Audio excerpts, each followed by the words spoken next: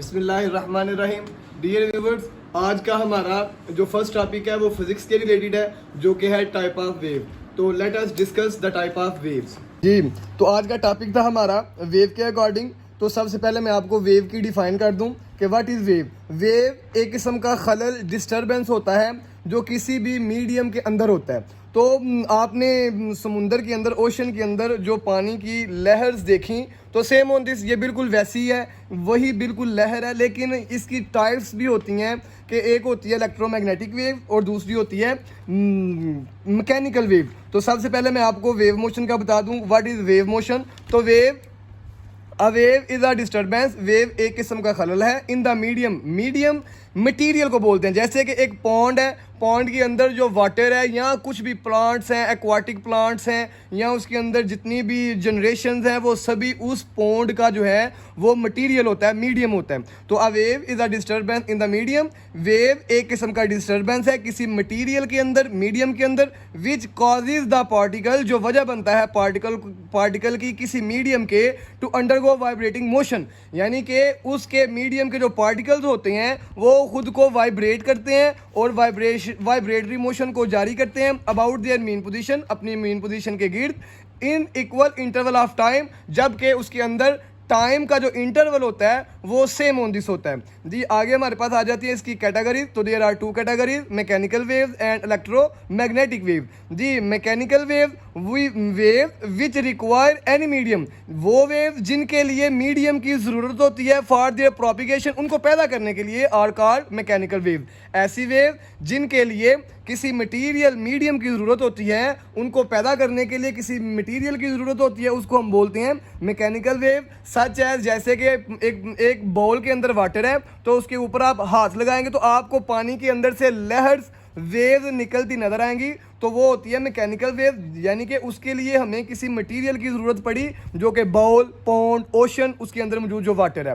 जी, इसके अलावा अदर इसकी एग्जांपल है स्ट्रिंग एंड स्प्रिंग। यानी कि स्ट्रिंग रस्सी वाली, एक तरफ एक स्टूडेंट को खड़ा करें, दूसरी तरफ दूसरे स्टूडेंट को खड़ा करें, और उन दोनों के हाथों में एक रस्सी को पकड़ाएं, और एक स्टूडेंट जो है अपने हैंड को क्या करेगा, ऊपर और नीचे शेक करेगा, जिससे एक वेव लेयर निकलेगी, उसको भी हम बोलते हैं मैकेनिकल वेव। तो उसके लिए भी किसी मटेरियल की हमें ज़रूरत पड़ी। अब इसकी दूसरी टाइप की बात करते हैं, इलेक्ट्रोमैग्नेटिक वेव। तो wave which do not require any medium, यानी कि ऐसी वेव जिसके लिए किसी मीडियम की हमें ज़रूरत नहीं पड़ती, जिसको प्रोपिगेशन करने के लिए किसी भी मटेरियल की ज़रूरत नहीं होती, वो आर कॉल्ड कहलाती हैं इलेक्ट्रोमैग्नेटिक वेव। सच है रेडियो वेव, जैसे कि रेडियो की वेव्स होती हैं, टेलीविज़न वेव, टेलीविज़न की वेव्स होती हैं, एक्सरे वेव, एक्सरे की वेव्स होती हैं, and heat and light wave etcetera. इसके बाद इसके अलावा आगे हमारे पास है टाइप ऑफ मैकेनिकल वेव। पीछे हमने ये जो दो पढ़ी हैं, mechanical wave and electromagnetic wave. Dear viewers, आज का जो हमारा टॉपिक था वो था फिजिक्स के अकॉर्डिंग, जो कि था टाइप ऑफ वेव्स। तो आज हमने पढ़ा टाइप ऑफ वेव। इंशाल्लाह कल मेरी जो वीडियो आप वॉच करेंगे वो होगा रिलेटेड मैकेनिकल वेव, यानी कि type of mechanical waves. Dear students and viewers, our next subject is math. तो फर्स्ट ऑफ ऑल मैं अपने स्टूडेंट से ही सजेशन लूँगा कि वो मैथ कहाँ से समझना चाहता है, कहाँ से इसको अंडरस्टैंड करना चाहता है। जी बेटा, जी tell me. Chapter number 4 related to partial fraction. जी, तो मेरे स्टूडेंट ने मुझे बताया कि सर चैप्टर नंबर 4 है जो कि रिलेटेड है पार्शियल फ्रैक्शन के अकॉर्डिंग। तो आए जी हम पार्शियल फ्रैक्शन के अकॉर्डिंग पढ़ते हैं कि व्हाट इज़ पार्शियल फ्रैक्शन। तो डियर स्टूडेंट्स, पार्शियल फ्रैक्शन का कंसेप्ट को अंडरस्टैंड करने के लिए फर्स्ट ऑफ ऑल मैं एक्सप्लेन करूंगा इसकी दो टाइप्स, जो कि हैं प्रॉपर फ्रैक्शन और इम्प्रॉपर फ्रैक्शन। क्योंकि अगर इन दोनों को अगर हम अंडरस्टैंड नहीं करेंगे तो ये हमारी जो पार्शियल फ्रैक्शन का कंसेप्ट है हमें ठीक तरह से अंडरस्टूड नहीं होगा।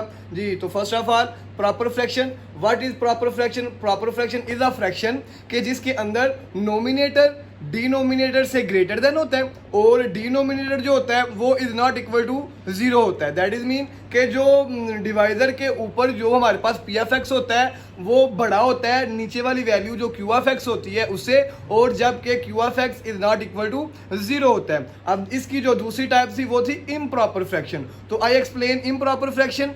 इम्प्रॉपर फ्रैक्शन ऐसी फ्रैक्शन को बोलते हैं कि जिसके अंदर नोमिनेटर जो होता है वो लेस देन होता है डिनोमिनेटर से, और जबकि denominator is not equal to 0 होता है। दैट इज मीन कि हमारे पास क्यू ऑफ एक्स होता है, क्यू ऑफ एक्स छोटा होता है पी ऑफ एक्स, यानी कि ऊपर वाली जो वैल्यू होती है नीचे वाली वैल्यू से छोटी होती है, और जबकि जो क्यू ऑफ एक्स नीचे वाली वैल्यू होती है वो 0 नहीं होती, तो उसको हम बोलते हैं improper fraction. Same on algebraic expression, जिस तरह आप आम फ्रैक्शन पढ़ के आए, लेकिन वहां पर आपने सिंप्लीफाई कांस्टेंट वाली फ्रैक्शन पढ़ी, उसके बाद आपने अलजेब्रिक एक्सप्रेशन पढ़ी। सेम ऑन दिस, ये भी एक अलजेब्रिक एक्सप्रेशन है जिसके अंदर हम श्योर करेंगे कि किससे कैसे श्योर करेंगे कि कौन सी वाली वैल्यू नोमिनेटर बढ़ा है कि डिनोमिनेटर बढ़ा है, तो हम एस्टिमेट लगाएंगे उसकी पावर से कि अकॉर्डिंग टू पावर, जिसकी पावर ऊपर वाले की अगर बड़ी होगी नीचे वाले की छोटी होगी तो दैट इज प्रॉपर फ्रैक्शन। अगर ऊपर वाले की पावर छोटी होगी नीचे वाले की पावर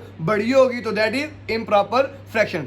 तो अभी मैंने आपको प्रॉपर और इम्प्रॉपर की डेफिनेशंस बताई हैं, जो कि ये दोनों टाइप्स किसकी हैं, पार्शियल फ्रैक्शन की जी। तो अब प्रैक्टिकली मैं आपको बताता हूँ कि प्रॉपर फ्रैक्शन क्या होती है। तो प्रॉपर फ्रैक्शन में मैंने अभी बताया कि आपके पास जो ऊपर वाली वैल्यू होती है वो क्या होती है, बड़ी होती है नीचे वाली वैल्यू से। तो देखें इसके अंदर हमारे पास ये अलजेब्रिक एक्सप्रेशन भी है, और ऊपर वाली वैल्यू जो है वो नीचे वाली वैल्यू से क्या है, छोटी भी है, सॉरी बड़ी है, और नीचे वाली क्या है, छोटी। कहाँ से हमने एस्टिमेट श्योर करना है इसको, ये पावर से। तो पावर से हमें पता चल गया कि ये क्या है जी, प्रॉपर फ्रैक्शन। तो ये अभी सॉल्व नहीं हो, क्योंकि पार्शियल फ्रैक्शन का जो लॉ होता है वो ये होता है कि वो इम्प्रॉपर से सॉल्व होती है, वो प्रॉपर से सॉल्व नहीं होती। तो इसलिए पहले हमें इसको क्या करना पड़ेगा, इम्प्रॉपर करना पड़ेगा। इंशाल्लाह नेक्स्ट क्वेश्चन में मैं ये भी एक्सप्लेन करूंगा कि हमने प्रॉपर को इम्प्रॉपर कैसे बनाना है। तो फर्स्ट ऑफ ऑल आप बस डेफिनेशन का कंसेप्ट अंडरस्टूड करें कि तो प्रॉपर फ्रैक्शन वो फ्रैक्शन जिसमें ऊपर बटे के ऊपर वाली वैल्यू जो होती है वो बड़ी होती है और नीचे वाली वैल्यू होती है वो छोटी होती है। तो ये थी मेरे पास प्रॉपर फ्रैक्शन। अब मैं आपको बताता हूं जो कि मेरे पास कौन सी फ्रैक्शन है बेटा जी, जो कि इम्प्रॉपर। तो इम्प्रॉपर में क्या होगा, मेरे पास x की 3 ओवर x की 4 प्लस 1, तो ये मेरे पास क्या हो जाएगी, इम्प्रॉपर फ्रैक्शन। तो इसके सॉल्व करने के मेथड जो हैं वो अलग अलग हैं। बेसिकली मैंने आपको ये बड़ी और छोटी का कंसेप्ट दिया है, तो हम प्रैक्टिकली अब इसको सॉल्व करते हैं इम्प्रॉपर फ्रैक्शन। यानी कि अगर मेरे पास जो वैल्यू प्रॉपर में होगी तो उसको पहले करना पड़ेगा इम्प्रॉपर के अंदर, अगर इम्प्रॉपर में है तो डायरेक्ट हम इसको सॉल्व करेंगे। तो इसको सॉल्व करने का जो बेसिक कंसेप्ट है वो है इसकी कंसीडरिंग, यानी कि अगर आपको फर्ज करना आ जाए तो इजीली आप इसको सॉल्व कर सकते हैं। डियर व्यूवर्स, पीछे जो मैंने अभी आपको इसकी प्रैक्टिकली फॉर्म बना के बताई है वो था आपको बस अंडरस्टूड करवाने के लिए। बेसिकली इसकी जो फॉर्म्स होती हैं वो ऐसी होती है कि मेरे पास क्या है, पहले मैं बनाऊंगा प्रॉपर की। तो प्रॉपर मेरे पास बनेगी 3x की square plus 1 over x minus 1 into x plus 1। यहाँ पर एक कंसेप्ट ये है कि देखें x मल्टीप्लाई बाय x, तो ये मेरे पास x स्क्वायर हो जाएगा, इक्वल हो गया। तो अगर नोमिनेटर और डिनोमिनेटर इक्वल भी होंगे तो फिर भी मेरे पास ये प्रॉपर ही होगी। तो इम्प्रॉपर करने के लिए नीचे वाली को ऊपर वाली से बड़ा होना चाहिए, तो इसको भी पहले हमें इम्प्रॉपर करना पड़ेगा। अब मैं आपको बताता हूँ, ये जो थी मेरे पास प्रॉपर फ्रैक्शन, प्रॉपर फ्रैक्शन। और अब मैं आपको जो फॉर्म है इम्प्रॉपर की वो बताने लगा, तो वो मेरे पास 3x minus 11 over x plus 1 into x square plus 1। तो ये देखिए मेरे पास x स्क्वायर से मल्टीप्लाई होकर x की 3 हो जाएगा, जबकि ऊपर मेरे पास लीनियर है x, यानी कि पावर जो है उसकी वो लीनियर में है, जिसकी वजह से वो मेरे पास ये यानी कि ये फॉर्म से हमें शो ऑफ यही हो रहा है कि ये मेरे पास इम्प्रॉपर है और ये मेरे पास प्रॉपर। तो ये थी फॉर्म्स प्रॉपर और इम्प्रॉपर के पीछे जो था वो था आपको बस प्रैक्टिकली अंडरस्टूड करवाने के लिए।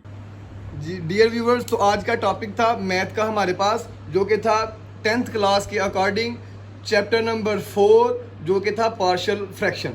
तो आज हमने डेफिनेशंस पढ़ी हैं पार्शियल फ्रैक्शन की, जो 2 टाइप्स हैं, प्रॉपर और इम्प्रॉपर। इंशाल्लाह कल हम इसको प्रैक्टिकली इम्प्लीमेंट करेंगे अपनी एक्सरसाइज के ऊपर। और अब अगर मेरा ये कंसेप्ट आपको अच्छा लगा, अंडरस्टूड हुआ है, तो मेरी वीडियो को शेयर करें और सब्सक्राइब भी करें।